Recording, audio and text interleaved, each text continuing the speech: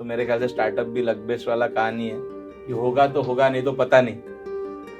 धंधा करो, धंधे से वेल्थ बहुत अच्छे से बन सकती है। और उसके बाद में जो उन्होंने बोला वो मेरे लिए गोल्डन स्टेटमेंट बन गया। उन्होंने क्या बोला, तुम्हारे मन में बहुत सारे क्वेश्चन रहेंगे, बहुत सारे क्वेश्चन रहेंगे, लेकिन वो क्वेश्चन का वैल्यू 1 रुपए का भी नहीं है। वैल्यू किसका है? ट्राई मारने की। लोग बोलते हैं कि अरे मेरा थोबड़ा कैसा है, मेरा आवाज कैसा है, लोग सुनेंगे कि नहीं सुनेंगे। लेकिन अगर कोई व्यापारी है हाँ। तो वो कौन से लीगल वे है हाँ। जिससे कि वो अपना टैक्स बचाए। मुझे 30% प्रॉफिट चाहिए तो मैं 30% पे क्लैप करूंगा, मुझे 10% प्रॉफिट चाहिए तो मैं 10% पे क्लैप करूंगा। और ये साल मुझे प्रॉफिट ही नहीं चाहिए, मेरा पूरा का पूरा पैसा ग्रोथ में जाना चाहिए, तो मैं उसको ग्रोथ में भी दिखा सकता हूँ। समाज को अभी प्रोकास्टिनेशन की कीड़ लग गई है। प्रोकास्टिनेशन मतलब क्या? मुझे पता तो है कि करना है, लेकिन कल करूंगा। सोशल मीडिया क्या रोल प्ले करता है किसी बिजनेस को ग्रो करने में? कि 3 तरीके से आप सोशल मीडिया पे आ सकते हो, डिजिटल मीडिया पे आ सकते हो। कौन सा है? So welcome everyone on insights with Nikhil. तो आज के पॉडकास्ट में हमारे गेस्ट है गौरव सर, जिन्हें आप धंधे की बात के नाम से भी जानते ही होंगे। आज का पॉडकास्ट उन लोगों के लिए जिन्हें धंधा बनाना है जीरो से।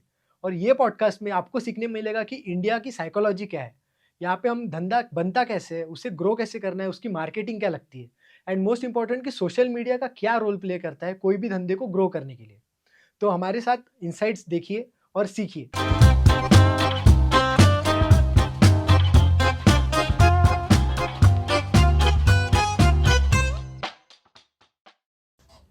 सो गौरव सर, आप पहले हमें ये बताइए कि मतलब अपने जर्नी कैसे स्टार्ट हुई धंधे की।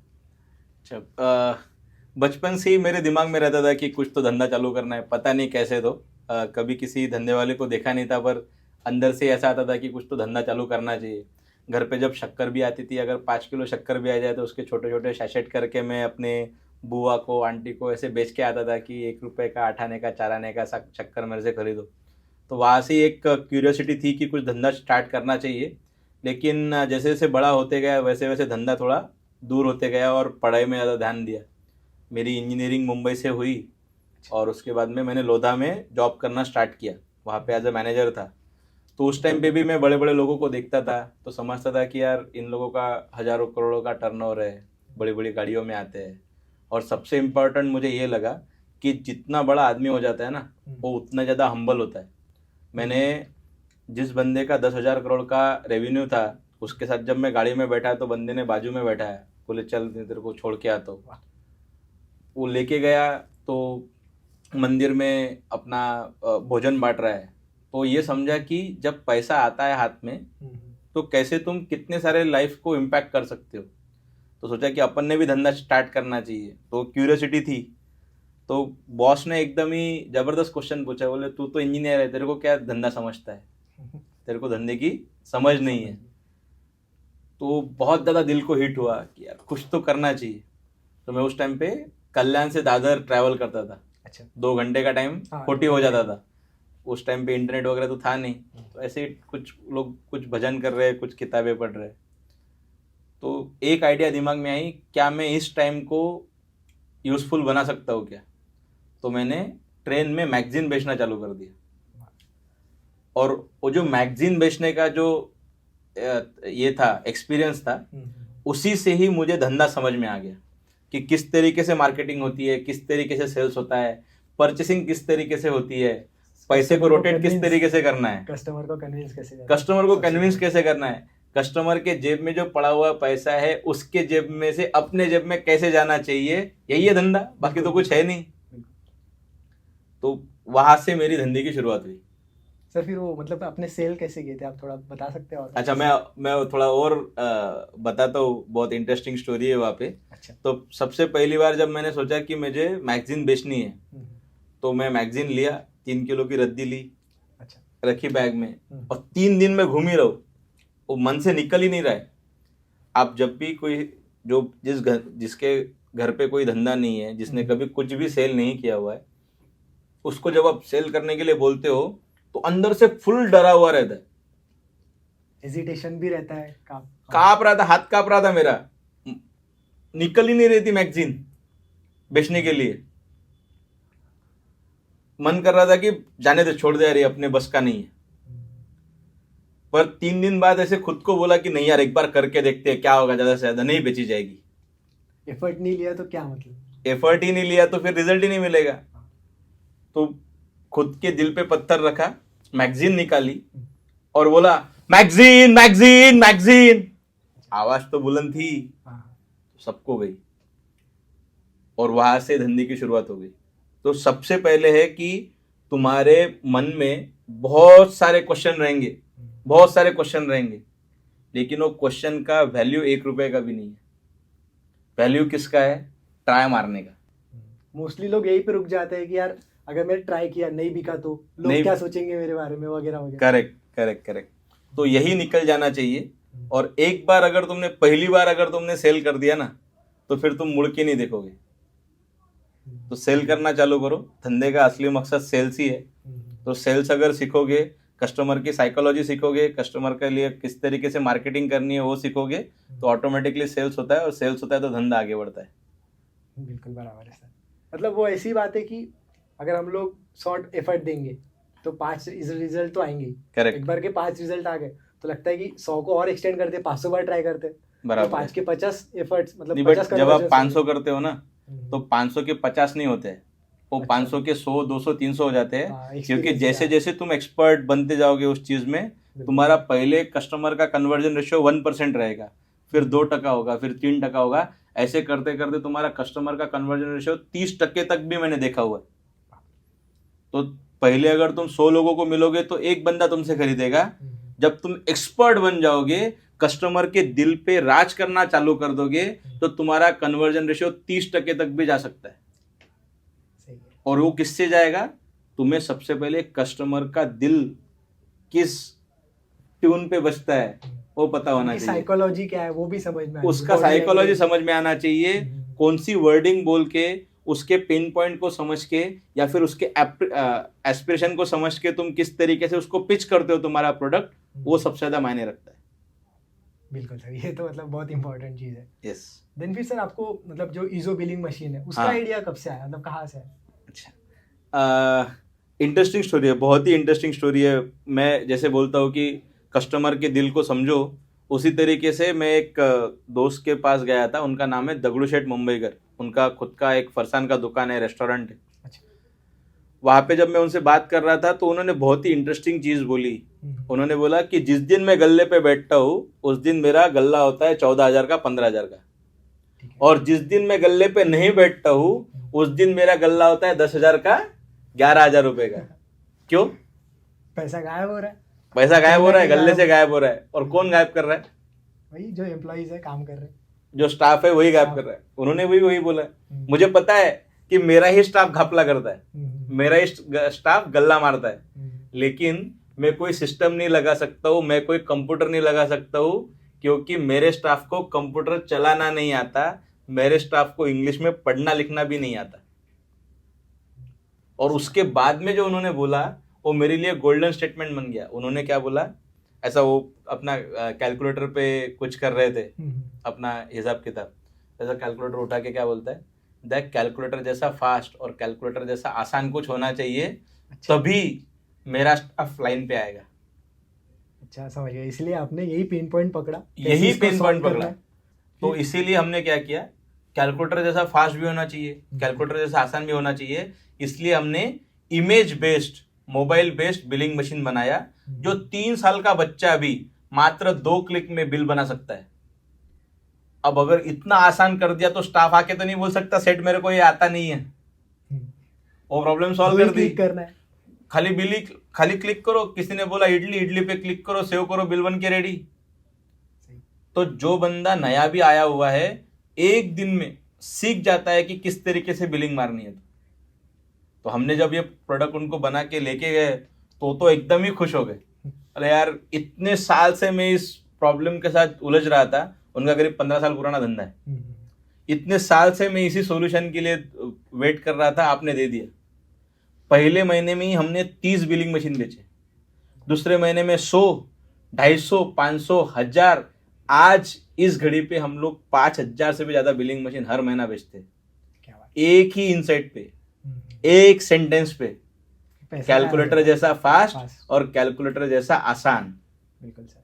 तो कस्टमर के इनसाइट को अगर आप इस तरीके से ढूंढोगे तो कस्टमर की दिल की गिटार बजती है, कस्टमर की दिल की गिटार बजती है तो तुम्हें बहुत सारा प्यार देता है। वही सर, होता है। एंड सर मतलब ये भी एक बेस्ट है कि सपोज कोई फरसान वाला हो गया हाँ जो जी। छोटा सा व्यापारी है हाँ एंड उसको एक्सपांड करना है दूसरी जगह पे भी, करेक्ट, उसके लिए भी ये मशीन अच्छी है, नहीं उसको तो वहां जाके 100%, देखना नहीं है। 100%। तो क्या होता है, देखिए जब भी आप कोई काम मैन्युअली करते हो, तो जैसे मान के चलते हैं पहले आप अगर आप मैं हॉस्टल में रहता था तो मैं 2000 में हॉस्टल में गया था रहने के लिए, मेरी उम्र थी 10 साल की। अच्छा। तो उस टाइम पे मैं मेरे माताजी के साथ किस तरीके से कम्युनिकेट करता था, 25 पैसे का पोस्ट कार्ड आता था, उसके ऊपर लिखता था प्रिय माँ, टक टक टक, ये हुआ ये हुआ ये हुआ, हो जाता था। फिर घर से लेटर आता था। अब ये चल रहा है क्या, महीने में 1 लीटर गया 1 लीटर आया, तो कितना छोटा सा कम्युनिकेशन गैप हो गया। बिल्कुल। अब मोबाइल आ गए, मोबाइल पे व्हाट्सअप कॉलिंग भी आ गई, वीडियो कॉलिंग भी आ गई, अब हम लोग तुरंत कनेक्ट कर लेते हैं। तो टेक्नोलॉजी ने प्रोग्रेस की तो हमारे कम्युनिकेशन में भी प्रोग्रेस हो गई। उसी तरीके से धंधे में अगर तुम्हें प्रोग्रेस करनी है, जब तक तुम चोपड़ा लेके बैठोगे और चोपड़े पे बिल बनाते रहोगे, चोपड़ा बदल दिया तो तुम्हारा धंधा भी उसी के साथ तुमने छोड़ दिया उसको पीछे। अगर तुम्हें धंधे को बढ़ाना है तो तुम्हें धंधे को डिजिटल तरीके से ही बनाना पड़ेगा। तुम्हारा अटेंडेंस डिजिटल होना चाहिए, तुम्हारा परचेस डिजिटल होना चाहिए, तुम्हारा सेल्स डिजिटल होना चाहिए। और जब सेल्स डिजिटल होगा तब तुम्हें पता चलेगा कि मेरा कौन सा आइटम बिकता है, कौन सा आइटम नहीं बिकता है, कौन सा आइटम मेरे को प्रॉफिट निकाल के देता है, कौन सा आइटम मेरे को जो जितना भी प्रॉफिट बनाया उतना सारा का सारा प्रॉफिट कौन सा आइटम मेरा खाता है। मतलब कि इन शॉर्ट कहे तो कोई भी अगर धंधा बन रहा है तो उसे ऐसा बनाओ कि पूरा ट्रैकेबल रहे। यस, सिस्टम ऐसी बनाओ कि आप उससे इंसाइट्स भी ले सके, उसको बेटर भी कर सके, करेक्ट। आपको पता चले कि गलती कहाँ हो रही है, उसको कैसे ठीक करना है। यस, रात को जब तुम अपने धंधे के बारे में सोच रहे हो और अपने मोबाइल पे सोच रहे हो कि मेरा धंधा कैसा चल रहा है, तो आप अगर इजो निकालोगे तो तुरंत आपको पता चल जाएगा कि आज का मेरा धंधा कितना था, कैश में कितना आया, यूपीआई से कितना आया। उसी तरीके से अगर महीने भर पहले भी अगर समझना है तो सब कुछ तुम निकाल सकते हो। कौन सा आइटम मुझे ज्यादा प्रॉफिट करके दे रहा है, कौन सा आइटम मेरा प्रॉफिट खा रहा है, वो भी तुम समझ सकते हो। हमारे पास इतने सारे कस्टमर्स है, उन्होंने प्रॉफिट खाली इस वजह से बढ़ाया कि उन्होंने देखा कि मेरे मेनू में 50 आइटम है, 50 आइटम में से 5-10 ऐसे आइटम रहते हैं जिसकी ऑर्डर ही नहीं आती, सिर्फ नाम के लिए रखा है, खाली नाम के लिए रखा हुआ है। तो जब उन्होंने बिलिंग मशीन डाला तो उनको समझ में आया, अरे ये आइटम तो पिछले 3 महीने से बिक ही नहीं रहा है, हटा दिया मेनू से।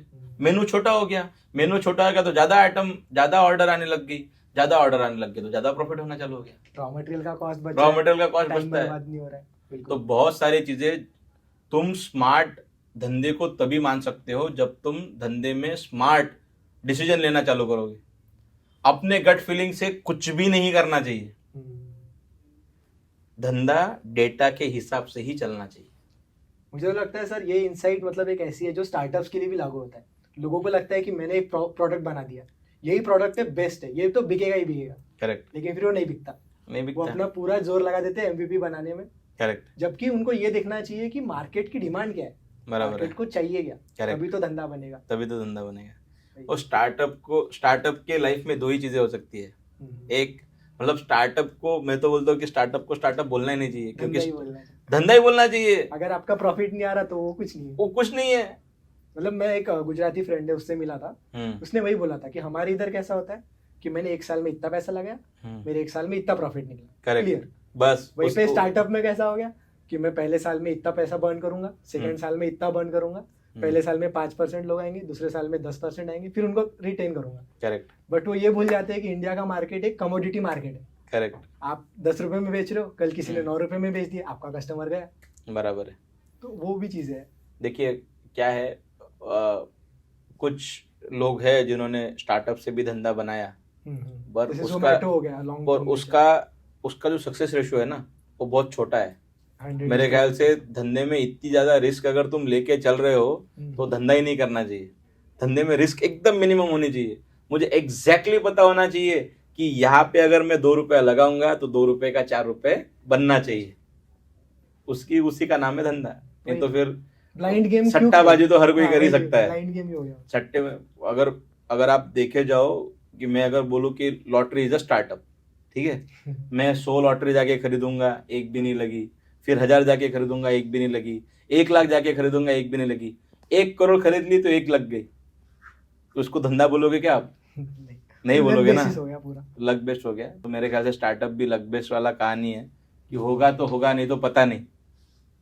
धंधा करो, धंधे से वेल्थ बहुत अच्छे से बन सकती है। भारत में जितने भी अच्छे बिजनेसेस, जितने भी अच्छे लोगों ने धंधा बनाया हुआ है, उन सबको देखो, उन्होंने फैमिली रन बिजनेसेस बनाए। बहुत स्टार्टिंग में बहुत स्लो तरीके से उन्होंने धंधा बनाना चालू किया, लेकिन ये जरूर समझा कि मेरे हर ट्रांजैक्शन पे मेरे को मुनाफा होना चाहिए।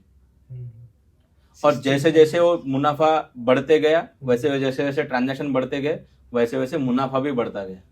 आप अगर ये बोलोगे कि मैं लॉस करके धंधा करूंगा तो ज्यादा चलने वाला नहीं है। बराबर है, दिखना चाहिए कि भाई प्रॉफिट आ रहा है, तभी तो कॉन्फिडेंस भी बनता है बंदे का करेक्ट। कि और एफर्ट डालेंगे, और एफर्ट। और सबसे इम्पोर्टेंट पार्ट ये है कि लोग बोलते हैं कि जोमेटो बना, पर एक जोमेटो बनने के लिए कितने लाशें बिछ गई, कितने स्टार्टअप की लाशें बिछ गई, वो देखो एक बार। मतलब टाइनी आउल गायब हो गया, उबर इट्स गायब हो गया, कितने आए। ये तो ऐसे लोग हैं जिन्होंने 1 बिलियन मतलब 8,000 करोड़ रुपए उठाए, जलाए, फिर भी सक्सेसफुल नहीं हुए। और मैं वहीं पे इतने ही टाइम में, जितने टाइम में 15 साल में, अगर मैं ये बोलूं कि जोमेटो बना, अच्छा बना, एक बना, और उतने ही 15 साल में कितने मरे वो पता नहीं है, लेकिन लोग जोमेटो का झंडा लेके भागते इधर उधर। लेकिन उसी 15 साल में कितने अच्छे अच्छे धंधे भारत में बने जो कि प्रॉफिटेबल है, तो वो करो, कोई दिक्कत नहीं है। ये तो सभी ने मतलब फोकस रखना ही चाहिए, फोकस तो रखना स्लो चाहिए, प्रोसेस रखो, स्लो प्रोसेस रखो, साथ में कैश फ्लो एक ऐसा रखो कि भाई Correct. प्रॉफिट दिखे, करेक्ट, थोड़ा सा ही दिखे बट दिखे तो सही। ठीक है। देन फिर सर मैंने मतलब पहली बार जब आपको देखा था तो इंस्टाग्राम के थ्रू ही देखा था, सोशल मीडिया पे। हाँ जी। तो सर आप मुझे ये बताइए कि मतलब सोशल मीडिया क्या रोल प्ले करता है किसी बिजनेस को ग्रो करने में? सोशल मीडिया के बहुत अलग अलग एंगल्स है। जैसे आपने मुझे कहीं पे रील पे देखा होगा, लेकिन मुझे ऐसा लगता है कि मैं आपको इसको थोड़ा सा और डिटेल में बताता हूँ कि 3 तरीके से आप सोशल मीडिया पे आ सकते हो, डिजिटल मीडिया पे आ सकते हो। कौन सा है? सबसे पहले है गूगल, दूसरा है व्हाट्सएप, और तीसरा है इंस्टाग्राम। मतलब रील आप बना आज की सकते डेट में हो। तो यही, फेसबुक तो छोड़ ही दो। फेसबुक तो छोड़ देते हैं, Instagram is a part of Facebook. तो इन 3 चीजों का यूज करके तुम अपने धंधे को बढ़ा सकते हो। आप अगर ये देखोगे कि कोविड के पहले सोशल मीडिया का यूज या फिर डिजिटल मीडियम का यूज बहुत कम करते थे। कोविड के बाद में डिजिटल मीडियम का यूज बहुत बढ़ गया है। मुझे अगर 5 मिनट के लिए बाहर भी जाना हो तो सबसे पहले आदमी गूगल पे सर्च करता है। और आज की घड़ी में ये स्टैटिक्स है कि जितने भी छोटे दुकानदार है, मतलब मैक्सिमम 90% जो भारत में ट्रांजैक्शन होती है वो तो दुकान में जाके होती है। मतलब आप विमल का शूटिंग का ले लो या रेमंड का ले लो, कहीं पे भी हो, तो 90% माल तो दुकानों में ही बिक रहा है, 10% माल ही ऑनलाइन बिक रहा है। उस 90% माल का 40% माल जो बिकता है, वो बिकने से पहले बंदा गूगल पे उस ब्रांड का रेटिंग चेक करता है। अब तो वही बात होगी, अगर मेरे एरिया में मुझे पता नहीं है क्लॉथिंग ब्रांड कहाँ पे, क्लॉथिंग का शॉप कहाँ पे, तो मैं पहले सर्च करूंगा कि भाई क्लॉथ शॉप नियर मी आ गया, तो वही है। वो छोड़ो, उससे भी इंटरेस्टिंग बात बताता हूँ मैं। मुझे पता है कि ये दुकान मेरे सामने, मतलब रेमंड का एग्जांपल लेते हैं कि रेमंड की दुकान मेरे सामने, उसके अंदर जाऊं कि नहीं, उसके लिए भी सबसे पहले क्या करता है आदमी? रेटिंग्स देखेगा। पहले जाके गूगल पे रेटिंग देखता है कि रेटिंग कैसी है, फिर जाके बोलेगा कि मैं अंदर जाता हूँ। इतनी मायने रखती है रेटिंग। और ये तुम्हारी ही जेब में, सारी की सारी रेटिंग तुम्हारे जेब में, खाली तुम्हें ऐसी ऐसी निकालनी पड़ेगी। Interesting sir. एक दोस्त की शादी में गया था, वो बोल रहा था कि भाई मेरा धंधा थोड़ा सा मंदा हो गया है पिछले 2-3 महीने से, और अब शादी भी होगी, अब खर्चा भी बढ़ने वाला है, तो कैसे करूं? तो मैंने उसका गूगल का प्रोफाइल निकाला, उस पे रेटिंग थी 25। अच्छा। मैंने बोला तेरे शादी में कितने लोग आए? बोले 2000 लोग आए रहेंगे। मैंने बोला तेरे को 2000 लोगों से रेटिंग लेने को नहीं होता है, लेकिन तू 2000 लोगों को खाना खिला सकता है। ये तो बहुत बेसिक चीज हो गई। बहुत बेसिक चीज हो गई ना। फिर दूसरा बोलता है कि अरे वो 2000 लोग मेरे कस्टमर तो नहीं है, मैं उनसे कैसे रेटिंग लूं? मैंने बोला भाई रेटिंग खाली कस्टमर ही नहीं देता, जो लोग तुझे जानते हैं, तुम्हारी माँ से भी लेना चाहिए, पिताजी से भी लेना चाहिए, भाई से भी लेना चाहिए, बहन से भी लेना चाहिए, जो लोग तुम्हारे यहाँ पे काम करते हैं उनसे भी लेना चाहिए, जो लोग तुम्हें जानते हैं उनसे भी लेना चाहिए। रेटिंग का मतलब खाली ये है कि तुम कितने लोगों को कितने लोग तुम पे ट्रस्ट करते हैं। हाँ, बिल्कुल। अब रेटिंग तो कोई पहचान वाला भी, मतलब अगर कोई Yes. पहचान का नहीं है तो वो क्यों डालेगा? यस, एक तो पहचान का उसने नहीं है तो आपकी नहीं बात- डालेगा। एक- तो जितने जितने लोग तुम्हें ट्रस्ट करते हैं, hmm, rating is a game of trust, और ट्रस्ट ही बढ़ा के देता है। आगे वाले को यही बताता है कि ये बंदे को कितने लोग जानते हैं, कितनी अथॉरिटी है इस बंदे की। हम्म, तो मैं ये मानता हूँ कि जितने भी लोग तुम्हें जानते हैं तुम्हारे बिजनेस के लिए कि हाँ ये मेरा बिजनेस है, यहाँ पे है, अच्छा करता हूँ मैं, अच्छा सर्विस देता हूँ, अच्छा माल बेचता हूँ, उस हर बंदे से तुमने रेटिंग लेनी चाहिए। खुद ने भी अपने धंधे को रेटिंग देनी चाहिए, तो बाकी धंधे से तो लेनी ही लेनी चाहिए। ये तो हो गया पहला पार्ट। हम्म, दूसरा पार्ट है कि तुम्हारे पास जितने भी कस्टमर आ रहे हैं उन हर कस्टमर से तुमने रेटिंग लेनी चाहिए। अब तुम बोलोगे कि ये कैसे करें हम लोग, तो एक ही छोटा सा एक्सपेरिमेंट करके देखो। अपना जो जितने भी Counter. लोग वहाँ आपके यहाँ पे काम करते हैं उनको खाली इतना बोलना हम्म, कि हर रेटिंग पे तुम्हें 10 रुपए मिलेंगे, अच्छा। और मैजिक देखना कितनी रेटिंग मिलते हैं। तो वो स्टाफ मेंबर अपना फुल देगा, यस, 10 रुपए क्योंकि बनाने। उसको तो क्या है, उसके अगर 10 रेटिंग अगर मिल गए तो 100 रुपए बन गए, 100 रुपए बन गए तो उसका जम गया।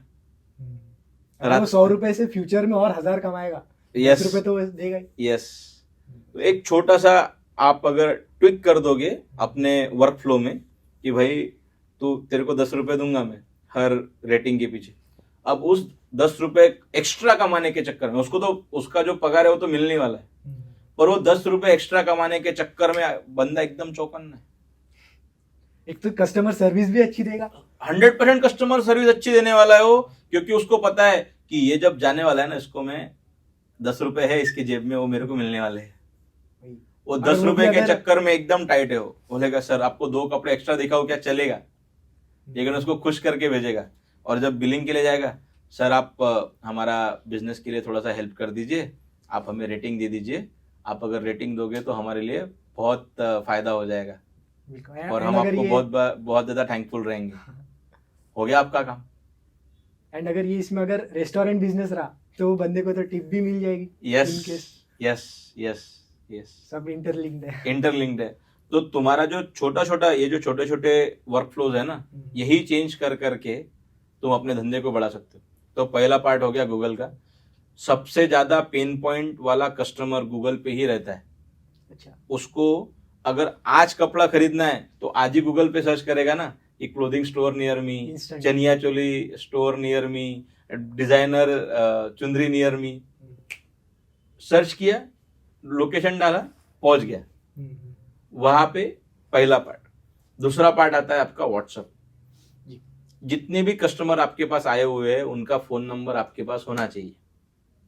आपको ये पता होना चाहिए कि कौन सा कस्टमर मेरे पास 30 दिन पहले आया था, कौन सा कस्टमर मेरे पास 60 दिन पहले आया था, कौन सा कस्टमर मेरा रिपीट आता है, कौन सा कस्टमर मेरा रिपीट नहीं आता है। जब ट्रैक रिकॉर्ड रहे तो हम लोग कस्टमर रिटेंशन भी यस, मैनेज कर सकते हैं। 7वां अजूबा है रिपीट कस्टमर। मेरे को तो लगता है कि हर एक बिजनेस वो कस्टमर रिटेंशन से ही बन रहा है। कस्टमर जब तक तुम्हारे पास कस्टमर का रिटेन कस्टमर नहीं है, तो तुम ट्रेडमिल पे भागे जा रहे हो, भागे जा रहे हो, भागे जा रहे हो, नया कस्टमर, नया कस्टमर, नया कस्टमर, नया कस्टमर। एक दिन थक जाओगे, नया कस्टमर आना बंद, फुस। धंधा बनता किससे है? 1 साल 2 साल तुम भागे जा रहे हो, अच्छी बात है, लेकिन तुम्हारा धंधा बनना चाहिए रिपीट कस्टमर से।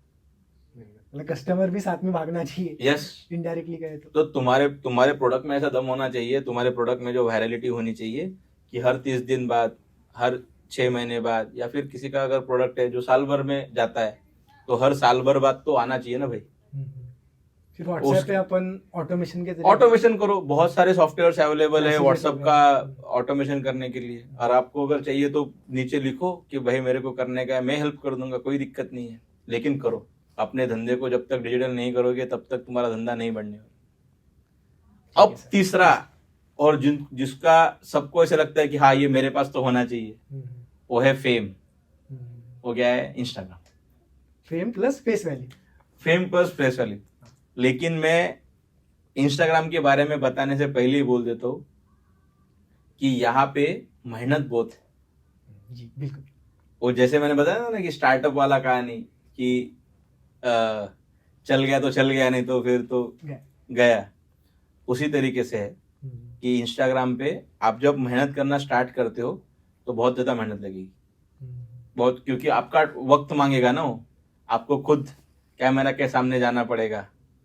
लेकिन उसके लिए कुछ हैक्स है जो मैंने किया। मैं मेरा खुद का भी धंधा चलाता हूँ और लोगों का प्यार मिला तो एक इन्फ्लुएंसर काइंड ऑफ भी हो गया हूँ कि कुछ लोग फॉलो कर लेते हैं अपने को भी इंस्टाग्राम पे। बहुत ऑडियंस है सर आपकी, 9 लाख ऑडियंस है। करेक्ट। नहीं, वो तो लोगों का प्यार है और वो इसलिए बनता है। मैं आपको बताता हूँ, मेरे ख्याल से किसी का भी 9 लाख क्या 90 लाख भी बन सकता है जब तुम अपने कस्टमर के दिल की बात बोलना चालू करोगे, अपने कस्टमर्स के प्रॉब्लम्स को एड्रेस करना चालू करोगे, उनको एजुकेट करना चालू करोगे और एंटरटेनिंग वे में एजुकेट करना चालू करोगे, तो ऑटोमेटिकली वो जो फॉलो का बटन है लोगों का दबता रहेगा। बिल्कुल। तो एकदम सिंपल फॉर्मूला ये है कि अपना जो कस्टमर का माइंडसेट है पहले उसको समझो, उसके जहां पे भी वो गलतियां कर रहा है उसको समझो, उसके माइंडसेट और गलती को किस तरीके से चेंज करना है वो अपने वीडियोस से बताना चालू कर दो। ऑटोमेटिकली तुम्हारा कस्टमर बेस बनता जाएगा। और इंस्टाग्राम पे तुम्हें ये नहीं करना है कि खुद के प्रोडक्ट ही बेचने हैं। तुम प्रोडक्ट लेके जाओगे तो कोई नहीं आने वाला, ये अरे ले लो, कोई नहीं आने वाला।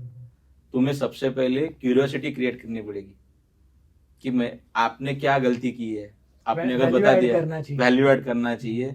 जितनी ज्यादा वैल्यू ऐड करोगे ऑटोमेटिकली तुम्हारा सेल्स इंस्टाग्राम से भी आना चालू हो जाएगा। मतलब ये कंटेंट बनाना इज लाइक कि लॉन्ग टर्म में आपको इफेक्ट्स दिखेंगे। जो चीज आप फेसबुक एड से पैसे खर्च करके दे रहे हो, अगर वही अगर सपोज आपने 10,000 फॉलोअर भी ला लिए एंड 10,000 में से अगर 500 लोग भी आपको पे करने के लिए रेडी है आपके प्रोडक्ट के लिए, करेक्ट, बढ़िया है। तो बढ़िया है, 100% बढ़िया है। लेकिन उतना पेशेंस आपने रखना चाहिए बिल्कुल सर। कि किस तरीके से मैं कंटेंट बनाऊं। अब कंटेंट बनाने का भी एक फॉर्मूला है।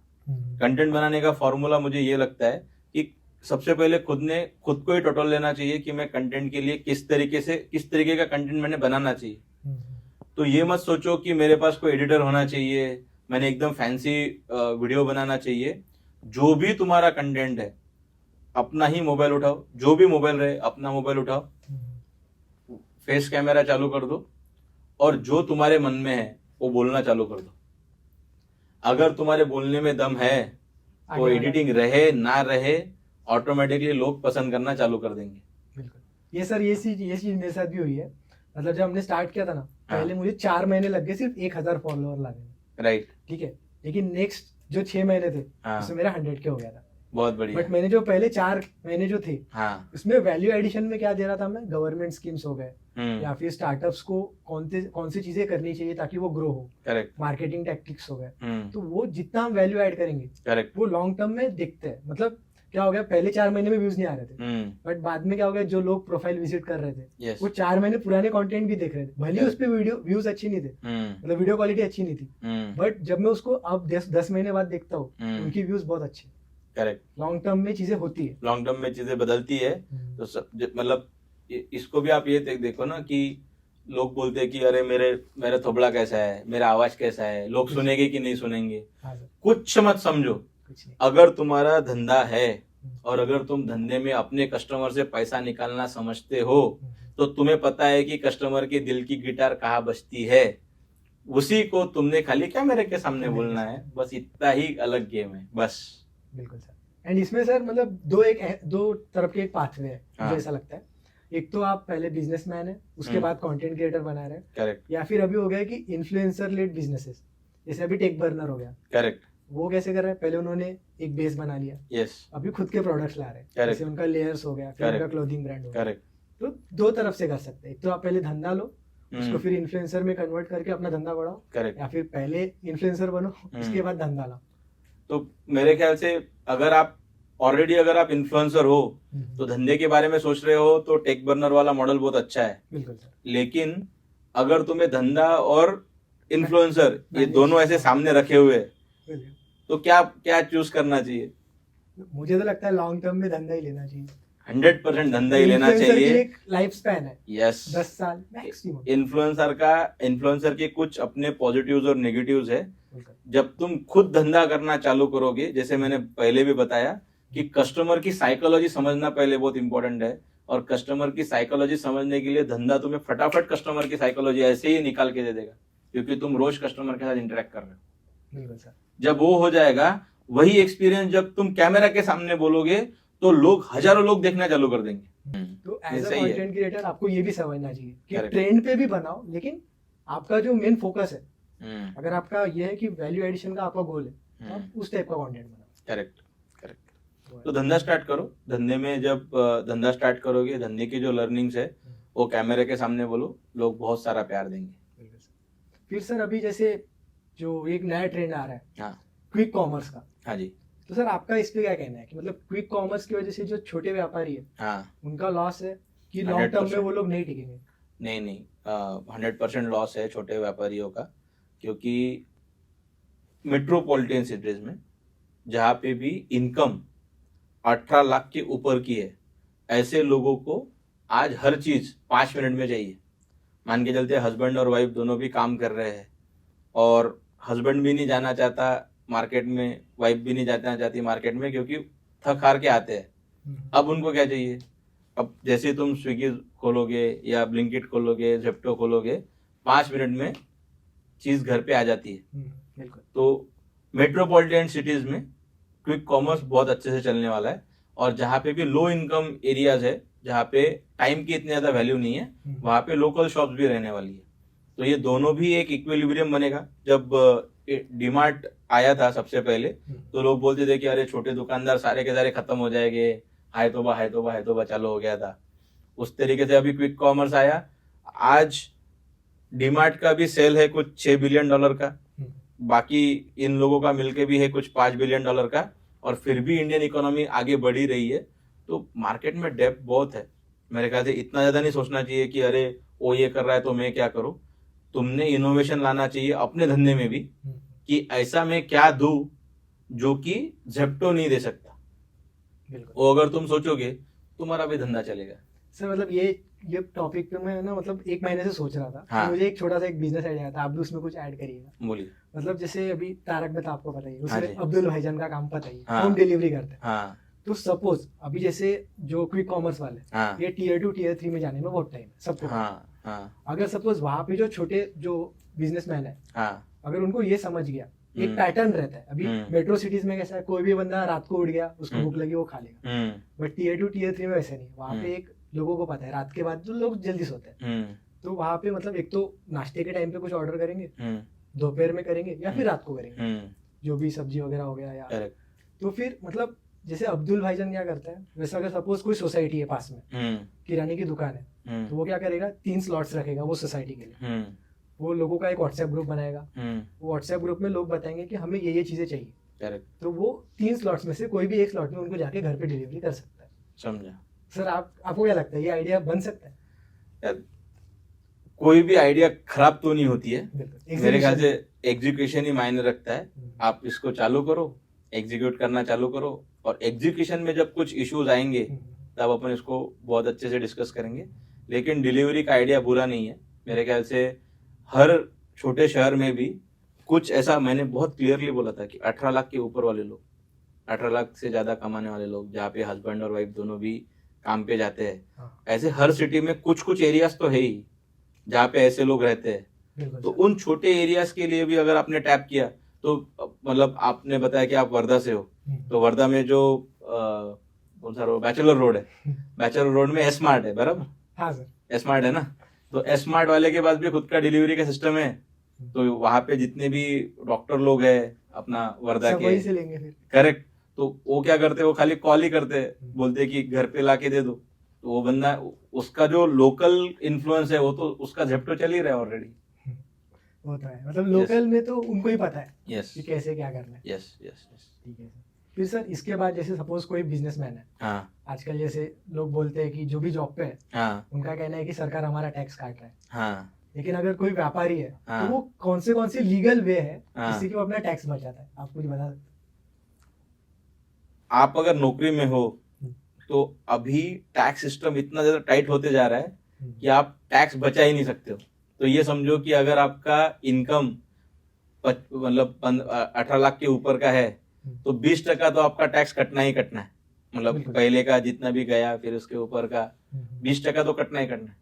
लेकिन अगर आप व्यापारी हो, अगर आप धंधे वाले हो, तो धंधे वाले का ऐसा है कि पहले वो पैसा कमाता है, फिर पहले सबसे पहले उड़ाता है। मतलब जहाँ पे भी धंधे में उसको जो एक्सपेंसेस रहेंगे वो क्लियर करेगा। वो क्लियर करने हैं। प्रॉफिट मैं खुद डिफाइन करता हूँ कि मेरे को कितना प्रॉफिट चाहिए। अच्छा, मुझे 30% प्रॉफिट चाहिए तो मैं 30% पे कैप करूंगा, मुझे 10% प्रॉफिट चाहिए तो मैं 10% पे कैप करूंगा। और ये साल मुझे प्रॉफिट ही नहीं चाहिए, मेरा पूरा का पूरा पैसा ग्रोथ में जाना चाहिए, तो मैं उसको ग्रोथ में भी दिखा सकता हूँ। अच्छा, तो मेरा जो प्रॉफिट है वो कम दिखेगा और उस हिसाब से मैं बहुत सारा टैक्स का कटौती कर सकता हूँ। तो जितने भी एक्सपेंसेस तुम्हारे धंधे के लिए बनते हैं, जितना जितना तुम धंधे में डालोगे उस तरीके से आप टैक्स बचा सकते हो। ये तो सही है सर। मतलब बहुत चीजें आ गई इसमें, मतलब कोई भी टाइप का एक्सपेंस हो आप बिजनेस के अंदर बता सकते हैं। वैसा नहीं करना चाहिए। मतलब खुद के घर कोई का भी- राशन, खुद के घर का राशन का एक्सपेंस आप नहीं बता सकते हो कि ये मेरे धंधे का एक्सपेंस है वो तो करके। गलत हो गया। लेकिन ये कर सकते हो कि तुम्हारे वाइफ को भी दिखाओ कि ये मेरे साथ काम करती है, उनको सैलरी। सपोर्ट करने के लिए आती है ना, तो उसको सैलरी दे दो 8 लाख रुपए की। 8 लाख रुपए की सैलरी तक तो 1 रुपए का भी टैक्स नहीं लगने वाला। तुम्हारा बच्चा है 18 साल का, उसको सैलरी पे दिखा दो एज ए इंटर्न बोल दो। As a intern. बोल इंटर्न क्यों भाई, फुल फ्लेज बच्चा है, 8 लाख रुपए कमाएगा मेरा बच्चा, ले भाई 8 लाख रुपए। ऑडियंस को बोलूंगा ये लिख के रख लो जितने भी नए स्टार्टअप्स है, करेक्ट। ये तो रखना ही चाहिए। तो उस तरीके से तुम चीजों को ढंग से मैनेज कर सकते हो, क्योंकि वहां पे तुम्हारे हाथ में है कि करना क्या है। तो फिर सर अगर हम लोग ग्रोथ स्ट्रेटेजीज की बात करें, हाँ। तो आप ऐसे कौन से आइडियाज बताना चाहेंगे जो जो छोटे व्यापारी है टियर 2 सिटीज से, अगर उनको नया धंधा खोल रहा है, उनका हाँ। बजट बहुत लो है, लेकिन फिर भी उनको कैसे तो भी ग्रो करना है, मार्केटिंग हो गई, तो फिर उनके कौन से चैनल्स रहने चाहिए इनिशियली? जिस तरीके से मैंने बताया कि सबसे पहला अगर आपका कोई दोस्त है, सबसे बेस्ट आपका अगर दोस्त है तो गूगल ही है, क्योंकि गूगल पे पेन किलर मिलती है। गूगल पे लोग सर्च करते हैं, तो सबसे पहले ये ढूंढो कि तुम्हारे बारे में, तुम्हारा जो इंडस्ट्री है, तुम्हारे जो नीश कीवर्ड्स है, वो कितने तुम्हारे एरिया में सर्च हो रहे हैं। अच्छा, ओके, एग्जाम्पल लेता हूँ, जैसे मान के चलते हैं कि डिजाइनर लहंगा, ठीक है, डिजाइनर लहंगे की एक तो कुछ तो सर्च होती रहेगी। तो सबसे पहले गूगल कीवर्ड पे जाके, प्लानर पे जाके ये चेक करो कि डिजाइनर लहंगे की सर्च वर्धा में कितनी होती है। वो तुम्हें पता चलेगा कि 5,000 लोग हर महीना डिजाइनर लहंगा ढूंढते हैं। अब ये ढूंढो कि डिजाइनर लहंगा ढूंढने वाले, जब मैं डिजाइनर लहंगा गूगल पे डालता हूँ तो सबसे टॉप 3 पे कौन आते हैं? अपोनेंट्स। वो तुम्हारे कॉम्पिटिटर हो गए। अब उनको देखने के बाद तुम्हें ये पता चलेगा, अरे ये तो कुछ नहीं है, इससे अच्छा तो मैं हूँ। अब ये ढूंढो, ये बताओ कि तुम एक पे जाने के लिए कितनी मेहनत करने वाले हो। एक पे जाओगे तो जो 5, ये समझते हैं कि गूगल किस तरीके से काम करता है। जब भी कोई डिजाइनर लहंगा सर्च करता है तो ऊपर 3 नाम दिखेंगे, फिर उसके नीचे बोलेगा कि लोड मोर, बराबर। टैप करेगा कि नहीं, टैप करेगा कि नहीं तो बहुत कम है। तो ऐसा है कि जो सबसे पहला वाला है उसको 50% ऑडियंस जाएगा, जो दूसरा वाला है उसको 25% ऑडियंस जाएगा, जो तीसरा वाला है उसको 5 से 10% का ऑडियंस जाएगा, और बाकी बचा हुआ है जो बाकियों को जाएगा। तो गूगल से तुम्हें अगर धंधा चाहिए तो तुम्हारा टारगेट ये होना चाहिए कि मैं पहले 3 में कैसे आऊं। तो उसके लिए पहले अपने 5 अच्छे कीवर्ड डालो, लॉन्ग टेल कीवर्ड डालो, शॉर्ट टेल कीवर्ड डालो, best designer lehenga near me, affordable lehenga in Wardha, designer lehenga in Wardha, ऐसे 4-5 आपके कीवर्ड्स बनेंगे। हर बिजनेस के लिए ऐसा ही कुछ बनता है। उसका कीवर्ड प्लानिंग करो, उसके ऊपर आगे वाला बंदा क्या कर रहा है वो देखो। उसके अगर 1000 रिव्यूज रहेंगे तो तुम अपने दिमाग में डाल दो कि मेरे को 2000 चाहिए। उसके अगर 100 फोटोज रहेंगे तो अपने दिमाग में डाल दो कि मेरे को 150 रहेंगे। किस तरीके से वो रिव्यू ले रहा है, किस तरीके से रिप्लाई दे रहा है, उतना भी अगर कर लोगे तो ऑटोमेटिकली फर्स्ट पे चले जाओगे।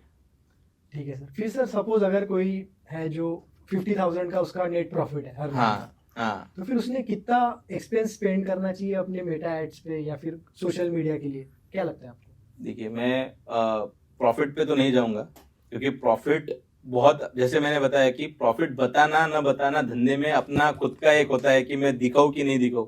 कितना दिखाना है, क्योंकि मैं खर्चा भी तो एक्स्ट्रा कर सकता हूँ, हाँ बिल्कुल। बराबर।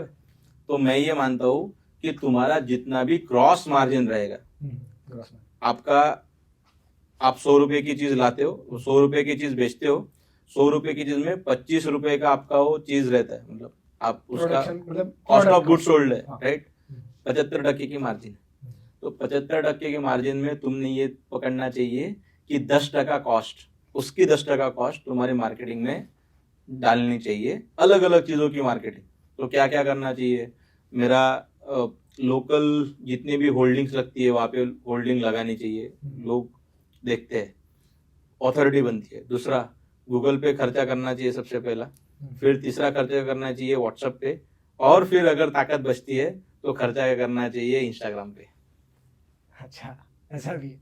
नहीं, ये मतलब क्योंकि सबसे पहला जहाँ पे कस्टमर है उसको पकड़ो ना, जो आम पड़े हुए हैं उसको उठाओगे कि पहले पत्थर मारते बैठोगे, पत्थर मार, तो ये पत्थर नहीं मारना चाहिए ना, सबसे पहले जो नीचे पड़े हुए आम है पहले उसको उठा लो। नीचे पड़े हुए आम कौन से है, जो लोकल लोग है, उनको कहाँ पे वो तो दिखेगा, फ्री में बन रहा है अपना। यस। तो सबसे पहले होल्ड, छोटे छोटे जहाँ पे भी अगर कुछ कम्युनिटी रहेगी तो वहाँ पे डोनेशन देके अपना होल्डर वोल्डर लगाओ। दूसरा है कि गूगल पे अच्छा काम करते रहो, हर महीना अच्छा काम करो। व्हाट्सएप के लिए कस्टमर का फोन नंबर लेना चालू कर दो, क्योंकि वो लॉन्ग टर्म के लिए तुम्हें रिपीट कस्टमर देगा। फिर अपना ऑथोरिटी बढ़ाने के लिए और अपना रीच बढ़ाने के लिए इंस्टाग्राम का यूज करना चालू करो। ये प्रॉपर वर्कफ्लो हो गया कि कैसे एग्जीक्यूट करना चाहिए। करेक्ट। ठीक है सर। फिर सर मतलब अभी जैसे गुजराती मारवाड़ी लोग हो गए हाँ जी। और जो बाकी जो धंधे करते हैं नॉर्मल, हाँ, उनके माइंड में ऐसा क्या रहता है कि सर वो इतना ज्यादा सक्सेसफुल बनते हैं? कि गुजराती और मारवाड़ी की जो लेगेसी है ना, वो बहुत पुरानी लेगेसी है, कि जहाँ से, जनरेशन वाइज हाँ, चलती है। मारवाड़ी लोग जिस एरिया से आते हैं, मतलब अराली का जो एरिया है जहाँ पे मरुस्थल है, डेजर्ट है, वहाँ पे बहुत कम पैसा मिलता था, जो आमदनी थी वो बहुत कम होती थी, और अपने यहाँ पे कुछ ज्यादा नहीं बनता है, इसलिए मारवाड़ी लोग उस एरिया से अलग अलग जगह पे जाते थे। मतलब कोई दिल्ली चला जाएगा, कोई चेन्नई चला जाएगा, कोई मुंबई चला जाएगा। तो इसलिए तो सबसे पहले कि वो अपने जगह को छोड़ के, अपने कंफर्ट को छोड़ के दूसरी जगह पे जाके कुछ सीख के आते थे। तो जो सीखना है, जो रेगुलर बेसिस पे सीखना है, वो बहुत इंपॉर्टेंट है। तुम रोज अगर गल्ले पे बैठे रहोगे तो तुम्हें गल्ले का ही नॉलेज मिलेगा, लेकिन गल्ला छोड़ के जब तुम किसी एग्जीबिशन में जाओगे, नया प्रोडक्ट देखोगे, नया मार्केटिंग के टेक्निक्स देखोगे, तो तुम्हारे नॉलेज में बढ़ोतरी होती रहेगी। तो पैर में चक्कर होना चाहिए, तो चक्कर घूमते रहना चाहिए। तुम अगर गल्ले पे चिपके रहोगे तो गल्ले पे चिपके रहोगे, तुम्हें नया कुछ नहीं मिलेगा। लेकिन मारवाड़ी लोगों का बहुत अच्छा है कि वो कभी झिझकते नहीं है नए जगह पे जाने के लिए। कोई भी एग्जीबिशन रहेगा तो वहां पे जाके कुछ नया सीख के आएंगे। और सबसे इम्पोर्टेंट है कि कल्चर, जब भी 5 लोग मिलेंगे तो इधर उधर की बातें नहीं होगी।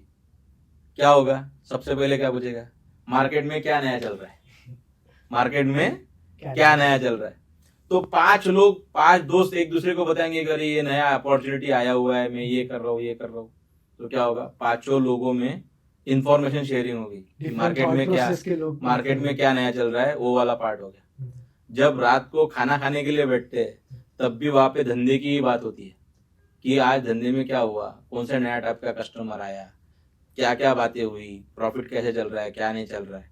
अब जब आप खाना खाते समय ये कर रहे हो तो आपके जो बुजुर्ग है वो बातें कर रहे हैं, लेकिन छोटे लोग उसको सुन रहे हैं, उसका एमबीए वहीं पे चल रहा है, बराबर है ना। Surrounding matters. हाँ बिल्कुल। तो तुम जो बातें करोगे वही तो उसके संस्कार है।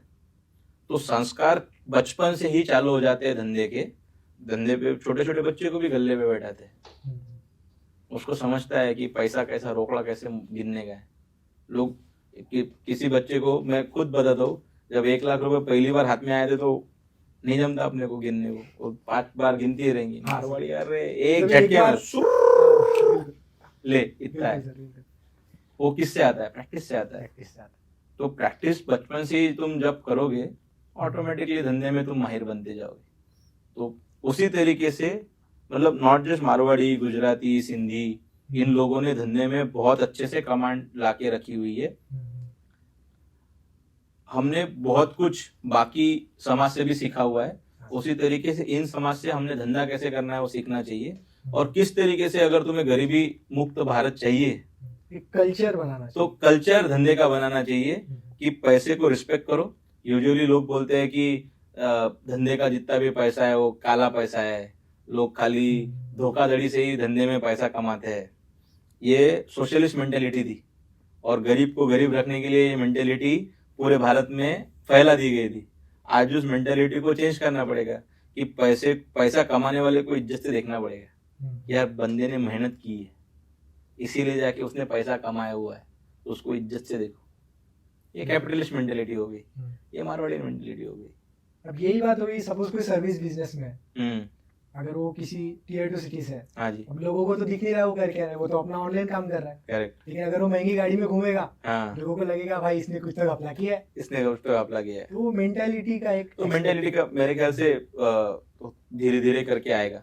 और सर जो लेजीनेस कहते हैं, हम्म, मतलब अभी जो सोशल मीडिया कल्चर बहुत बढ़ रहा है, हाँ, लोग बस स्क्रोलिंग कर रहे हैं, हाँ, उनको पता तो है करना क्या है, उनको दिख बहुत रहा है कि भाई इसने ये किया हम भी करते हैं, लेकिन वो कुछ कर नहीं रहे। करेक्ट। तो लेजीनेस एस्पेक्ट के ऊपर आप क्या कहना चाहिए? देखिए पूरे समाज को अभी प्रोकास्टिनेशन की कीड़ लग गई है। प्रोकास्टिनेशन मतलब क्या, मुझे कल पता तो है हाँ। कि करना है लेकिन कल करूंगा, परसों करूंगा, तरसों करूंगा। मेरा धंधा है, मुझे पता है कि फोन उठा के मेरे को एक सोशल मीडिया पे वीडियो डालना है खुद का, हाँ। लेकिन नहीं कर रहे। तो प्रोकास्टिनेशन को अगर भगाना है तो मेरे ख्याल से आप जिस तरीके से कंटेंट बनाते हो उस तरीके का कंटेंट लोगों ने कंज्यूम करना चाहिए। कि कंटेंट के लिए तो क्या है, सोशल मीडिया पे नाच गाने करने वाले भी लोग हैं, उसको भी मिलियन 10 मिलियन व्यूज रहते हैं, और जो बंदा अच्छा कंटेंट बनाता है उसको 1000 2000 भी व्यूज नहीं आते। होता है, तो बिल्कुल होता है। लोगों ने सबसे पहले ये समझना चाहिए कि मेरा, जैसे मैंने बताया कि मारवाड़ियों का एसोसिएशन बड़ा इंपॉर्टेंट है, कि मैं जब जाता हूँ तो मैं अपने एसोसिएट्स के साथ, मेरे दोस्तों के साथ, मेरे भाई बहन के साथ क्या बात करता हूँ, उसी तरीके से मैं जब सोशल मीडिया खोलता हूँ तो मैं क्या देखता हूँ। हाँ सर। क्योंकि तुम किसी इन्फ्लुएंसर के साथ बात ही कर रहे हो ना, वो आपको कुछ बता रहा है, आप उस पर कुछ कमेंट कर रहे हो, आपका भी कुछ पॉइंट ऑफ व्यू रख रहे हो, तो किस लोगों को मैं फॉलो करूँ ये भी बड़ा इंपॉर्टेंट है। सर यहाँ पे मतलब ये चीज मुझे भी समझी थी आज से 2 साल पहले। तो मैंने क्या किया था, 2 अलग अलग इंस्टाग्राम अकाउंट्स रखे थे। हाँ, एक जो पर्सनल प्राइवेट वाला रहता है फ्रेंड्स के साथ, हाँ, दिन भर में 10 to 15 मिनट सफिशिएंट, हम्म, आपने एक दूसरे से जो रील शेयर करते हैं आजकल वो देख लिया, हंसी मजाक हो गई, बस ठीक है। उसके बाद जब क्यूरियस इन्फी का अकाउंट खोलता हूँ तो वहाँ पे सिर्फ इंफॉर्मेशनल लोगों से, मतलब उनके ही वीडियोस आते हैं। मैंने एल्गोरिथम ऐसा सेट किया कि भाई जो भी इंफॉर्मेशन कंटेंट है मैं उसी को लाइक करूंगा, उसी को सेव करूंगा, ताकि मेरे को और वैसे कंटेंट है। करेक्ट। तो ये चीज जो नई जनरेशन उसको समझनी चाहिए। ये 100% समझनी चाहिए। और आप जैसे लोग बहुत अच्छा काम कर रहे हो तो ऐसी ही चीजें नए जनरेशन को बताओ, क्योंकि मेरे जैसा बुढ़ा आदमी बोलता है तो बोलता है बुढ़ा छटिया गया है। हाँ, आप जैसे यंग लोग बताओगे तो लोग सुनेंगे। Yes sir. एंड सर यहाँ पे एक जापानीज कल्चर भी है। हाँ, जापानीज कल्चर एक साइकोलॉजी है वहाँ पे, हाँ। जिसको बोलते हैं काइजन, यस, काइजन काराकोरी। तो उसमें क्या है ना, मतलब कंटिन्यूअस अपग्रेडेशन। अभी इंडिया में कैसा है, सपोज अगर हमने एक गाड़ी का मॉडल बनाया, चल रहा है चलने दो, जब कुछ खराब होगा, या फिर सपोज कहीं पे रोड बना है, अगर चल रहा है तो चलने दो। तो चलने दो वाला जो कल्चर है वो वहाँ पे नहीं। वहाँ पे कैसा है जापान में कि कंटिन्यूअस उसको अपग्रेड करते रहते हैं। जैसे अभी ओवर इंजीनियर्ड प्रोडक्ट्स अगर आप सर्च करेंगे यूट्यूब पे, तो वहाँ पे मतलब एक ऐसा इरेजर भी आएगा आपको जापान में। सपोज इंडिया में जो इरेजर है उसको सिर्फ 8 एजेस है, ठीक है, अलग अलग कॉर्नर्स, लेकिन वहाँ पे 32 एजेस वाला इरेजर भी है। समझ गए। मतलब वो ओवर इंजीनियर्ड, उनको वो चाहिए कि कोई भी प्रोडक्ट है वो एक्यूरेट कभी नहीं है, उसको हम और कैसे बेस्ट करें, और कैसे बेस्ट करें, ताकि हमारा जो कंज्यूमर है उसको वर्थ इट भी लगना चाहिए, साथ में वो एक्स्ट्रा पे करने के लिए भी रेडी रहे। समझ। तो मुझे लगता है ये जो एस्पेक्ट है वो इंडियन साइकोलॉजी में जल्दी आना चाहिए। मेरे ख्याल से थोड़ा सा नेगेटिव एस्पेक्ट है ये, क्योंकि इंजीनियरिंग का डेफिनेशन है कि इंजीनियर हमेशा कमर्शियली वायबल चीजें ही बनाएंगे। साइंटिस्ट का डेफिनेशन होता है कि मैं कुछ नया करूं, ओवर करना साइंटिस्ट का काम, कि मुझे चांद पे जाना है, साइंटिस्ट का काम है, मुझे मंगल ग्रह पे जाना है, साइंटिस्ट का काम है। इंजीनियर का काम है मैं वही चीज बनाऊं जो कमर्शियली वायबल चीज हो मेरे कंज्यूमर के लिए। ये भी सही है। आप समझ पा रहे हो ना, बहुत बहुत क्लियर डिफरेंस है कि कस्टमर को 1 मिनट में अगर मुझे डिलीवरी करनी है तो शायद मैं कर भी सकूं कि मैं हर घर के बाजू में ही एक दुकान रखूं, उसने घंटी बजा दी तो मैं उसको दे दिया। प्रोडक्ट तो बढ़िया है, कस्टमर खुश है, पर क्या वो 50,000 रुपए देने के लिए तैयार है क्या वो 1 मिनट के डिलीवरी के लिए? तो हर तो एक इसको दुकान बोलते हैं कमर्शियली वायबल। कमर्शियली वायबल चीज बननी चाहिए जिससे कि प्रॉफिट भी बने। तो मेरे ख्याल से जो R&D तो 100% होनी चाहिए। R&D में इंडिया बहुत ज्यादा पीछे रह गया है, पर इतनी भी नहीं होनी चाहिए कि दुनिया कहीं के कहीं चली गई और हम लोग खाली R&D ही करना रह गया। वो बैलेंस बनते रहना चाहिए। मतलब बैलेंस करना भी प्रॉब्लम बैलेंस करना बहुत इंपॉर्टेंट है। बिल्कुल सर। फिर सर जैसे अभी इंडिया में मुंबई सिटी है, ये फाइनेंस कैपिटल बन गया अपना। हाँ। तो मतलब यहाँ पे जो लोगों की साइकोलॉजी है, या फिर हम लोग बोले कि मुंबई का ट्रांसपोर्टेशन एंड कनेक्टिविटी फास्ट है, कि लोगों की साइकोलॉजी ज्यादा बेटर है कि मुंबई इतना फास्ट ग्रो हो रहा है, कि दोनों, मतलब दोनों तो है ही। मतलब आपको क्या लगता है कौन सा? नहीं, मुझे ऐसा लगता है कि मुंबई की हवा में जो जिद है ना, जो जिद है कुछ अच्छा करके देने की, कुछ बेहतर बनने की, वो जिद ही मुंबई को चलाती है। ये यहाँ पे ऑक्सीजन से लोग नहीं चलते, जिद से चलते। इसलिए मुझे मुंबई बहुत पसंद आती है। किसी ने मुझे बोला था कि अरे क्या मुंबई की लाइफ है यार, लोग ऐसे ही छोटे छोटे घरों में रहते हैं, इससे अच्छा तो यार मैं मस्त अपने गांव में रहूंगा। तो मेरा जवाब था उनको, मैंने बोला सर ये लोग मुंबई में जब आ रहे हैं ना, ये छोटे घरों में भी राज कर रहे हैं, क्योंकि ये लोग जहां से आ रहे हैं, देश के अलग अलग कोने से जहां से आ रहे हैं, किसी के घर में बाढ़ आ गई है, किसी के घर में सूखा पड़ गया है, खाने पीने के लाले है, वहां से उठ के जब यहाँ पे आते हैं तो मुंबई की माँ उसको रोजगार देती है, और वो रोजगार ही राजयोग है। क्योंकि जिस बच्चे को रोजगार नहीं था, जिस बच्चे को भीख मांगनी पड़ रही थी, आज जो हक का खुद का खाना खाता है, यही मुंबई के 2 करोड़ लोगों का राजयोग है, और यही जिद है मुंबई की, इसीलिए मुंबई चलती है। सर ये एक इंटरेस्टिंग थिंग मेरे साथ भी हुई थी जब मैं आज से 2 साल पहले जब आया था मुंबई में। हाँ। तो मतलब लोकल में ट्रैवल करने के लिए गया। यस। तो वहाँ क्या हुआ, एक 20-25 साल का एज का, मतलब मेरी एज का एक बंदा था। तो वो मतलब उसका ये देख रहा था, स्टॉक देख रहा था। तो मैं खड़ा था, मतलब ऐसे देखना तो नहीं चाहिए, बट मेरा गलती से ध्यान चला गया क्योंकि उसका पूरा जो पेज था वो पूरा ग्रीन था। तो मैं देख के शौक हो गया सर। उसका कॉर्पस जो था वो 4 से 5 लाख, 4.5 लाख का उसका नेट प्रॉफिट था। अच्छा, अरे वाह। तो फिर मैं जब सोचा कि यार जो ऐसा नहीं है कि मुंबई में सिर्फ जो लोकल ऑडियंस है वही लोकल में ट्रैवल कर रही है, भाई ऐसे भी लोग हैं जो करोड़ों वाले हैं लेकिन फिर भी वो लोकल में ट्रैवल करते हैं। जिद फास्टर कनेक्टिविटी है, करेक्ट। दूसरा जिद तो है ही सर, मतलब करना है तो करना है। बिल्कुल सर। फिर सर आपको क्या लगता है कि जो नए बिजनेसेस फेल होते हैं कभी कभी, हाँ, तो उन्हें फेल्यूर से कैसे डील करनी चाहिए? देखिए मेरे ख्याल से ये जो कल्चर बना के रखा हुआ है ना, कुछ न्यूज़पेपर्स में या फिर कुछ फाउंडर्स बोलते हैं कि फेल फास्ट, मैं बोलता हूँ चूते ये लोग। फेल्यूर के लिए धंधा बनाना ही नहीं चाहिए। अच्छा। तुमने ये समझना चाहिए कि मैं किस तरीके से सक्सेस को चुनूं। फेल्यूर आता है, ठीक है, कोई दिक्कत नहीं है, लेकिन कल्चर ऐसा सेट हो गया है कि फेल फास्ट। तो हम लोग लिखते हैं कि मैं CEO बन गया हूँ अभी स्टार्टअप का, और ठीक है फेल हो जाऊंगा तो चलेगा। नहीं है भाई, वो ये जो ऐसे फैट्स है ना, ये निकल जाएंगे तुरंत। धंधे को पैसा मांगता है, धंधे को प्रॉफिट मांगता है, धंधे को फेल्यूर नहीं मांगता है। फिर सर सपोज अगर कोई धंधा ओपन हुआ, हाँ, वो निगेटिव कैश फ्लो में चल रहा है, तो आपको क्या लगता है उसको कितने साल तक उसने रिटेन करना चाहिए? गलत बात है ना, क्यों निगेटिव कैश फ्लो में चालू किया? मतलब तो धंधा छोटे से स्टार्ट करो।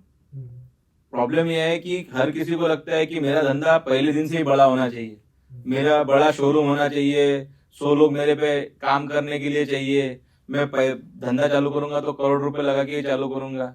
गलत एटीट्यूड है। तुम जो भी धंधा कर रहे हो, आज अगर मैं ये बोलूं, जैसे अपन ने एक डिजाइनर चनिया चोली का, डिजाइनर घाघरा 20 लाख का भी बेचा जाता है, 30 लाख का भी बेचा जाता है, बड़े शोरूम में भी बेचा जाता है। वही मुंबई में 5,000 रुपए का भी घाघरा रोड साइड में भी बेचा जाता है। तो अगर तुमको धंधा चालू करने का है घाघरा बेचने का, तो 5,000 रुपए वाला घाघरा बेचना चालू करो। 5,000 रुपए में अगर तुम 2,000 रुपए छूट रहे हो तुम्हारे, तो तुम्हारा प्रॉफिट में आ गया धंधा। बिल्कुल। 3 महीना, 6 महीना, 1 साल तक वहां पे ही बेचना चालू रखो।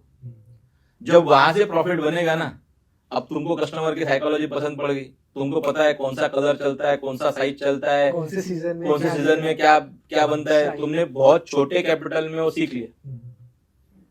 अब तुम बड़ी दुकान में जाओ, बड़ी दुकान से शोरूम में जाओ, शोरूम से ब्रांड बनाओ, ब्रांड से फिर इंटरनेशनल एक्सपांड करो, कोई दिक्कत नहीं है, धंधे की कोई लिमिट नहीं है। लेकिन धंधा अगर फेल प्रूफ अगर तुम्हें स्टार्ट करना है तो धंधा छोटा सा स्टार्ट करना पड़ेगा। क्रिकेट जैसे ही है धंधा, तुम अगर ये बोलोगे कि मेरे को पहले ही दिन पे इंटरनेशनल खेलने के लिए जाता है तो कोई खड़ा नहीं रखेगा तुमको, चल बोलेगा भग। ऊपर से इंडिया में बिल्कुल ही नहीं है। कहाँ से स्टार्ट करोगे?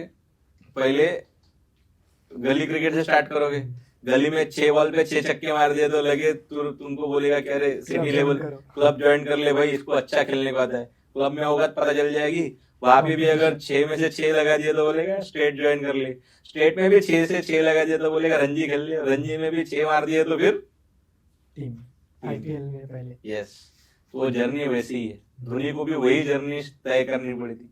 पहले भी उसको स्कूल में अच्छा खेलना पड़ेगा, सिटी में अच्छा खेलना पड़ा, स्टेट में अच्छा खेलना पड़ा, रणजी में 6 बॉल पे 6 छक्के मारने पड़े, तब जाके नेशनल टीम में सिलेक्शन हुआ।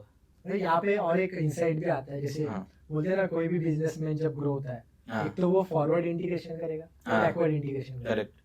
तो मतलब सपोज अगर कोई क्लॉथिंग ब्रांड है, हाँ जी, तो बैकवर्ड में क्या करेगा, खुद का मैन्युफैक्चरिंग खोलेगा। करेक्ट। अगर उसको फॉरवर्ड मूव करना है तो क्या करेगा कि क्लॉथिंग की कैटेगरीज एक्स्ट्रा करेगा। करेक्ट। तो वो भी एक चीज ऑडियंस को मतलब समझनी चाहिए हाँ, कि कब कौन सा करेक्ट grow है। करना चाहिए। तो सबसे पहले जब भी अपन धंधा स्टार्ट करते हैं तो धंधा जैसे तरीके से मैंने बोला कि एकदम लो कैपिटल पे स्टार्ट करना चाहिए। तो मे बी 3-4 SKU लेने चाहिए, और सबसे पहले अगर कोई चीज मास्टरी करनी चाहिए तो कस्टमर की साइकोलॉजी पे मास्टरी अपनी होनी चाहिए। कस्टमर की कनेक्ट होना चाहिए। कस्टमर की साइकोलॉजी से मास्टरी 2 तरीके से आएगी, तुम्हारा मार्केटिंग और तुम्हारा सेल्स। ये तुम जितना बेहतर करते जाओगे वैसे वैसे तुम्हारे कस्टमर का साइकोलॉजी तुम्हें पता चलना चालू हो जाएगा। अब जब तुम प्रॉफिट बनाना चालू कर रहे हो तो तुम्हें ये पता करना पड़ेगा कि मेरा मार्केट का स्कोप कहाँ पे अच्छा है। अगर तुम्हें प्रॉफिट ज्यादा बनाना है तो तुम्हें बैकवर्ड इंटीग्रेशन करना पड़ेगा। जो माल मेरे को बंदा बेच रहा है वो माल मैं खुद कैसे बनाऊं, जो 2000 में खरीद रहा था उसको 1000 में कैसे बनाऊं, ये बैकवर्ड इंटीग्रेशन हो गया। ये हो गया तुम्हारा प्रॉफिट बढ़ाने का चीज, और दूसरा है रेवेन्यू बढ़ाने का चीज। तो अब मैं एक्सपांशन के बारे में सोचूंगा कि अब तक मैं घाघरा ही बेच रहा था, अब मैं सूट्स कैसे बेचना चालू कर दूं, अब मैं साड़ी कैसे बेचना चालू कर दूं। तो हर मोड पे तुम्हें ये क्वेश्चन आएगा, प्रॉफिट चाहिए कि रेवेन्यू चाहिए, प्रॉफिट चाहिए कि रेवेन्यू चाहिए, डिसाइड आपको करना है। आपको लगे कि रेवेन्यू चाहिए तो एक्सपांड करो, और अगर चाहिए कि मेरे को प्रॉफिट चाहिए तो बैकवर्ड इंटीग्रेशन करो। सर आपने कहते हुए बोला कि कस्टमर से कनेक्ट करना चाहिए, तो इसलिए एक छोटा सा एक क्वेश्चन है, जैसे कोई भी नेटवर्किंग इवेंट्स में जाते हैं हम, हाँ जी, तो एज ए लेमैन अगर कोई गया एंड आगे वाला जो बिजनेसमैन है, करेक्ट, तो नेटवर्किंग में हम लोग फर्स्ट इंटरेक्शन में ऐसी कौन सी बातें करें कि वो भी हमें याद रखे एंड हम लोग भी उन्हें कुछ वैल्यू ऐड करें, तो मतलब वो कैसे रहना चाहिए नेटवर्किंग? ये नेटवर्किंग का एकदम ही क्लियर फंडा है, वो तो दुनिया का भी क्लियर फंडा है कि आदमी को 2 कान और 1 मुंह दिया गया है, तो 2 सुनो और 1 ही बोलो। तो नेटवर्किंग में जब भी जाओगे तो जब नेटवर्किंग चालू करो तो पहले सीखना शुरू करो। अच्छा, सीखना मतलब सुनना शुरू करो। आगे वाला क्या बोलना चाहता है वो दिल लगा के सुनना चालू करो। नेटवर्किंग में सबसे बड़ी दिक्कत ये हो जाती है कि हर कोई अपना अपना कार्ड लेके जाता है कि मैं ये करता हूँ, मैं ये करता हूँ, मैं ये करता हूँ, बोल के चला आता है। तुम अगर बोलोगे तो तुम्हें कोई याद नहीं रखेगा। तुम अगर शांति से सुनोगे, वो जब सुन रहे हो उसके प्रॉब्लम्स को सुनोगे कि हाँ मैं इसको कहाँ पे हेल्प कर सकता हूँ। मान के चलते हैं कि आपका घाघरा क्लोथिंग ब्रांड है, बराबर। अब क्लोथिंग ब्रांड है, आप जब जाओगे, मैं आपके साथ मिलने के लिए आया, आपने बताया कि मेरा क्लोथिंग का ब्रांड है, फिर मैं बोलूंगा क्या कि सर आपका अभी मार्केटिंग चल रहा है क्या, आपका रोयास कितना आ रहा है, तो बोलेगा कि 7 का रोयास आ रहा है। अरे बढ़िया है सर, 7 का रोयास आ रहा है, पर आपको पता है क्या कि मैं कुछ दिन पहले एक बंदे से मिला था, उसका 10 का रोयास आ रहा है। और उसका 10 का रोयास क्यों आ रहा है पता है क्या? क्योंकि वो मतलब यूजर जनरेटेड कंटेंट ज्यादा चलाता है, यूजीसी ज्यादा चलाता है। अब ये जब आपने वैल्यू एडिशन कर दी तो आप हमेशा उसके लिए याद रहोगे यार बंदे ने वैल्यू एडिशन की थी। लेकिन कब हुआ ये?